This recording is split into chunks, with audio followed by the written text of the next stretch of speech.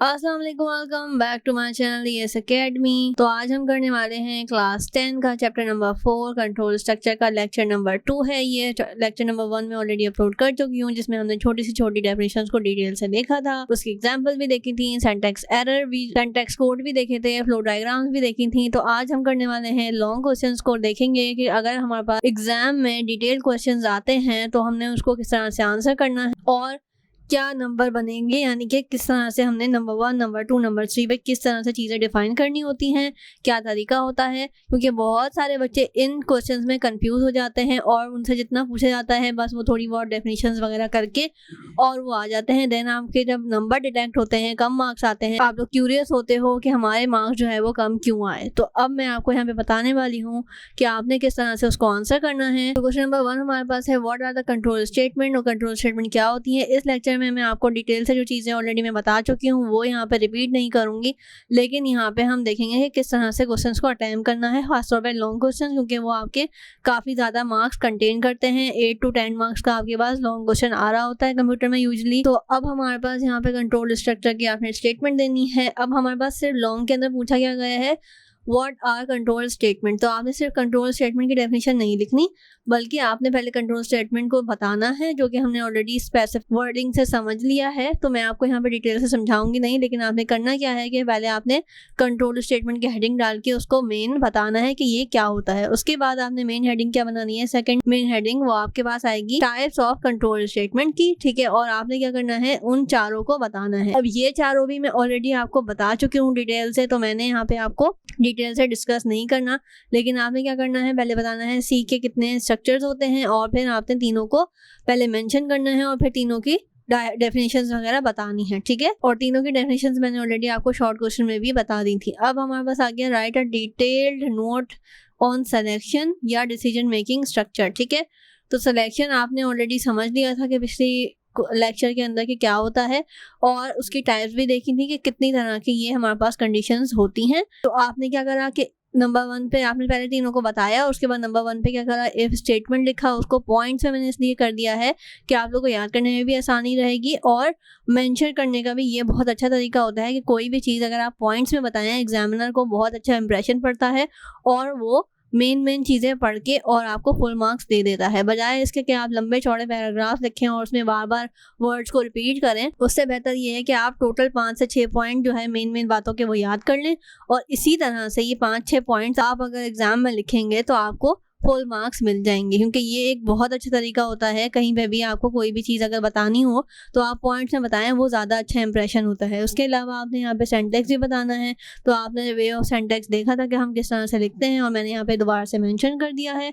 अब आ जाते हैं फ्लो डायग्राम पे। तो ये आपके लिए मैंने फ्लो डायग्राम को छोटा भी कर दिया है ताकि आपको समझ आ जाए कि ये हमारे पास यहाँ पे फ्लो ऑफ डाटा होता है, देन कंडीशन को टेस्ट किया जाता है, और ये सारी चीज़ें मैं ऑलरेडी समझा चुकी हूँ। तो मैंने आपको यहाँ पे मेंशन कर दिया है कि आप अगर फ्लो चार्ट बनाना चाहो, अगर आपके पास टाइम हो, तो फ्लो डायग्राम आप इजीली इसको बना सकते हो। बहुत ही सिंपल सी डायग्राम्स होती हैं और आपका ये इंप्रेशन भी बहुत अच्छा देती हैं। उसके अलावा हमारे पास नेस्टेड की बात करते हैं, तो ये हमारे पास आ गई नेस्टेड की स्टेटमेंट। नेस्टेड की स्टेटमेंट को भी मैंने पॉइंट्स में कर दिया है ताकि आप लोगों को याद करने में भी आसानी रहे, ठीक है। नंबर 2 पे हमारे पास क्या आ गया कि इफ एल्स स्टेटमेंट कौन सी होती हैं, ये भी मैंने पॉइंट वाइज कर दी हैं। डेफिनेशन हमने ऑलरेडी समझ ली थी, उनको अगर हम पॉइंट्स में लिखेंगे तो बहुत आसान हो जाएगा और बहुत अच्छा इंप्रेशन पड़ता है कि ये हमारे पास देखें, अब ये छोटा सा पॉइंट कितना आसान है, इट चेक द कंडीशन, ठीक है। ये बात भी समझ आ गई, टाइम भी कम लगेगा और आपको मार्क्स भी पूरे मिल जाएंगे, बजाय इसके कि आप पूरा बड़ा पैराग्राफ लिखें तो वो आपको भी मुश्किल होगी और पढ़ने वाले के लिए भी बहुत ज़्यादा मुश्किल हो जाएगा। जबकि स्टेटमेंट जो है, ये पॉइंट जो हैं वो बहुत हेल्प करते हैं, आपको लिखने में भी टाइम भी बचाते हैं और एग्जामिनर के लिए भी आसानी करते हैं। सेंटेक्स जो है हमारे पास इस तरह से इसका मेंशन किया जाएगा, ठीक है। तो आप सेंटेक्स की हेडिंग डाल के ये आप कर सकते हो। सिमिलरली इसकी भी डायग्राम है, तो ये आपकी फ्लो डायग्राम आ गई। इसको मैं ऑलरेडी समझा चुकी हूँ, तो मैंने आपको यहाँ पे मेंशन ज़रूर कर दिया है कि ये आपने अगर आप चाहो बनाना, तो आपके पास अगर टाइम हो और अगर आपके पास क्वेश्चन में मेंशन हो, आप इसको डिटेल से बता सकते हो। उसके अलावा एल्स इफ स्टेटमेंट या नेस्टेड एल्स इफ की स्टेटमेंट आ गई, इसको भी मैंने 2 पॉइंट में कर दिया है। ये लैडर इफ, ये सारी चीज़ें मैं आपको ऑलरेडी बता चुकी हूँ पिछले लेक्चर के अंदर। तो इसलिए मैं आपको डेफिनेशंस पढ़ के नहीं समझा रही।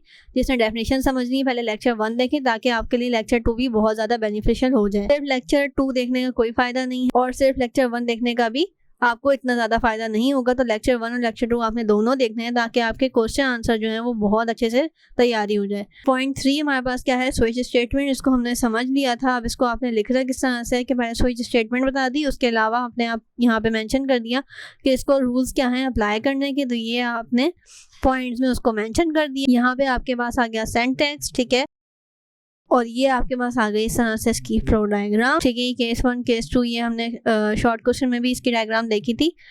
अब आगे हमारे पास क्वेश्चन नंबर 3 जो कि बहुत ज़्यादा आता है, लास्ट ईयर्स में भी काफ़ी ज़्यादा आता देखा गया है कि ये लूप जो है ना, ये आपके पास लॉन्ग में बहुत ज़्यादा चांसेस होते हैं कि इस चैप्टर से ये वाला लॉन्ग आए, ठीक है।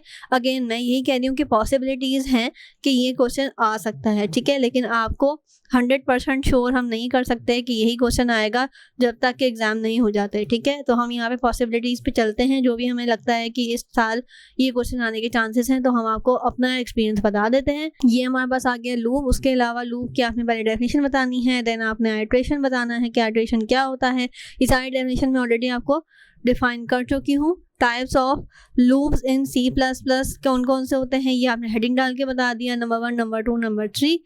उसके बाद आपने क्या किया कि फॉर लूप को बताया। फॉर लूप को भी किस तरह से बताया कि ये डेफिनेशंस को आपने पॉइंट्स में ब्रेक कर दिया, ठीक है। ये आप देख सकते हैं कि हमने 2-3 तरह के जो है ये पढ़े थे लूप्स, फॉर द इंक्रीमेंट और डिक्रीमेंट भी पढ़ा था, ये आपने टेस्ट एक्सप्रेशन भी पढ़ा था। ये सारी चीज़ें आपने पॉइंट में लिख देनी है। उसके अलावा आपके पास यहाँ पे आ गया इसका सिंटैक्स, ठीक है, इनिशियलाइज, कंडीशन टेस्टिंग, इंक्रीमेंट या डिक्रीमेंट, इसकी भी आपके पास यहाँ पे आ गई डायग्राम। फ्लो डायग्राम के बाद आ गया वाइल लूप। वाइल लूप को भी क्या किया, पॉइंट्स में जो है इसको मैंने कन्वर्ट कर दिया। उसके अलावा ये पॉइंट्स आपने ऑलरेडी याद किए हुए होंगे और नहीं किए हुए तो आप इसको वीडियो को पॉज करके भी यहीं से भी कर सकते हो। उसके अलावा सिंटैक्स जो है हमारे पास का किस तरह से लिखा जाएगा, ये इस तरह से लिखा जाता है कि वाइल कंडीशन बता दी जाती है, ट्रू होगी तो आगे एग्जीक्यूट हो जाएगी, नहीं होगी तो वहीं रुक जाएगी, ठीक है। ये इसकी आ गई फ्लो डायग्राम। नंबर 3 के बाद यहाँ पे हमारे पास डू वाइल लूप की बात की जा रही है, तो ये हमारे पास तरह से इसकी पॉइंट्स आ गए, ठीक है। आपने इसको डिफाइन करना है, देन सिंटैक्स लिखना है, और फिर अगर टाइम होगा तो अगेन फ्लो डायग्राम भी इसकी मेंशन करनी है। नेस्टेड लूप क्या होता है ये भी आपने बता दिया। अब ये आपका क्वेश्चन पूरा हो गया, ठीक है। आप देख रहे हैं कि 8 मार्क्स के लिए आपने ये सारी चीज़ें करनी होंगी, तभी आपके फुल मार्क्स आते हैं, ठीक है। और इस तरह से पॉइंट्स में लिखेंगे तो ज़्यादा अच्छा इंप्रेशन पड़ेगा। उसके अलावा डिफरेंस जो है जो ऑलरेडी हमने समझे थे, तो इस चैप्टर से इन तीनों चारों चीज़ों के डिफरेंस जो है वो आ सकते हैं। तो फॉर लूप, वाइल लूप और डू वाइल लूप, ठीक है। इसको हमने लास्ट लेक्चर में बहुत अच्छे से समझा था और आप यहाँ से भी इसको आप इसको याद कर सकते हैं, ठीक है। ये तीनों चारों पॉइंट्स मैंने आपको मेंशन कर दिए हैं। अगेन मैं यहाँ पे कॉलम्स की शक्ल में इसलिए करती हूँ कि ताकि आपको एक ही कम टाइम में ज़्यादा चीज़ें समझाई जा सकें डिटेल से, ठीक है। अब ये सामने कंपैरिजन भी आप इजीली कर सकते हो। अगर आपके पास 2 चीज़ें आएंगी तो आप इसको 2 कॉलम्स के अंदर कर सकते हो, 3 चीज़ें आएंगी तो आप 3 चीज़ें कॉलम में कर सकते हो, या आप पॉइंट में भी इसको कन्वर्ट कर सकते हो, ठीक है। डिफरेंस हमारे पास यहाँ पे आ गया इफ एल्स और स्विच का। तो ये भी ऑलरेडी हमने समझा था कि ये 2 अल्टरनेटिव्स के अंदर होता है, ये हमारे पास मल्टीपल अल्टरनेटिव्स देता है। तो ये सारे डिफरेंसेस हमने समझे थे, ठीक है। ये 5 पॉइंट हमने यहाँ पर डिटेल से देख लिए। उसके अलावा what is the jump statement. Jump statement अभी हमने रिसेंटली लास्ट लेक्चर में समझा था कि किस तरह की जंप स्टेटमेंट होती हैं। 5 तरह की हमने डेफिनेशंस भी देखी थी और इनकी एग्जीक्यूशंस भी देखी थी। तो सिमिलरली आपने क्या करना है कि पहले जंप स्टेटमेंट बता दिया, उसके बाद बता दिया कि कितनी तरह से होती हैं, और अब इन 5 को डिफाइन करेंगे। तो नंबर 1 पे हमारे पास इस तरह से इसके पॉइंट्स आ गए, ब्रेक स्टेटमेंट के, फिर कंटिन्यू स्टेटमेंट के आ गए, फिर गो टू स्टेटमेंट के आ गए, और ये हमारे पास जितनी पॉसिबिलिटीज़ हैं उनकी एग्जाम्पल्स भी मैंने यहाँ पे मेंशन कर दी हैं। अगर आप लिखना चाहो तो आप लिख सकते हो। उसके अलावा रिटर्न हमारे पास ये आगे रिटर्न की डेफिनेशन, और ये आ गया इसका सिंटैक्स। बाकियों के सिंटैक्स अगर आपने लिखने हैं तो आप लास्ट लेक्चर से भी देख सकते हो। उसके अलावा नंबर 5 पे हमारे पास है एग्जिट की भी हमने डेफिनेशन बता दी दोनों पॉइंट में, और यहाँ पे हमने सिंटैक्स बता दिया। अब आ जाते हैं कि हमारे पास जो क्वेश्चन आंसर्स ऑलरेडी बुक के अंदर दिए हुए हैं, जो छोटे छोटे क्वेश्चंस बन सकते हैं, पॉसिबल हैं, तो वो मैंने आपको यहाँ पे मेंशन कर दिए कि अगर इस तरह के क्वेश्चन आएंगे तो आपने क्या करना है, पर्पस और डिफ़ॉल्ट स्टेटमेंट, आपने क्या करना है पर्पस और डिफ़ॉल्ट स्टेटमेंट में ये इस तरह से एक पैराग्राफ में आंसर कर देना है। पर्पस और डिफ़ॉल्ट स्टेटमेंट क्या है बेसिकली कि स्विच केस जो है C++ में प्रोवाइड करता है alternative option in the case condition specified to trigger the execution of code, ठीक है, with in the other options do not occur so that the program will not crash, ठीक है। उसके अलावा can we place loop for loop, if yes then how, ठीक है। और वो बोल रहा है कि हम क्या कर सकते हैं, while लूप को फॉर लूप में प्लेस कर सकते हैं, और अगर कर सकते हैं तो किस तरह से कर सकते हैं। तो दोनों की हमने क्या किया, सिंटैक्स लिख के दिखा दी, दो प्रोग्राम एक छोटे छोटे इस तरह से बना दिए हैं। और यहाँ पे हमारे पास फॉर लूप का यूज़ हुआ हुआ है, ये हमारे पास वाइल लूप का यूज़ हुआ हुआ है, और इसको हमने बता दिया। यहाँ पे ऊपर पैराग्राफ में भी डिफाइन कर दिया हमने, यस हम कर सकते हैं, ठीक है। और ये सारी चीज़ें इसको डिटेल में बता दी हैं, इंक्रीमेंट डिक्रीमेंट भी हो सकता है, इनिशियलाइज कर सकते हैं, ठीक है, ये आपने इसको बता दिया। उसके अलावा what is the difference between while या डू वाइल, ठीक है, ये डिफरेंस जो है हमने ऑलरेडी बता दिया है, आप यहाँ से इसको याद कर लेना। जब आपको डेफिनेशन समझी भी होंगी तो आप डिफरेंस भी इजीली कर सकते हो, ठीक है। डू वाइल के बाद वाइल डू का भी अगर आएगा तो आप इसको देख सकते हैं। यही पॉइंट्स हैं जो कि आपके पास इजीली हो सकते हैं। अब यहाँ पे हमने जैसे कि आपको बताया कि कंट्रोलिंग कंडीशन होती है यहाँ पे declare first time in the loop, ठीक है। यहाँ पे क्या होता है, controlling condition in declared at last, ठीक है। वाइल डू वाइल में क्या होता है, लास्ट में वो टेस्ट किया जाता है। If the condition is false तो ये क्या करेगा, नॉट रन, और ये अगर फॉल्स होगी तो भी एक दफ़ा तो कम से कम रन होगा, यानी कि एग्जीक्यूट होगा। उसके अलावा सेमीकोलन का यूज़ जो है यहाँ पे नहीं होता, जबकि यहाँ पे होता है। वाइल लूप की जो है वो एंट्री लूप कहा जाता है इसको, और यहाँ पे ये एग्जिट लूप से जाना जाता है, जबकि यहाँ पे ये इस तरह से यूज़ होता है, सच दैट यहाँ पे लिखा जाता है, ठीक है। इसके अलावा हमारे पास आ गया अब right the function of for loop. तो फॉर लूप का हमने ऑलरेडी देख लिया था कि इसकी डेफिनेशन क्या होती है, ये छोटे छोटे क्वेश्चन आपकी बुक वगैरह में मेंशन थे, तो यहाँ पे मैंने आपको इसके आंसर भी दे दिए हैं। Why we make block of statement using brackets, तो ये जो है रीजनिंग क्वेश्चन भी आपके पास यहाँ पे मैंने दे दिए हैं।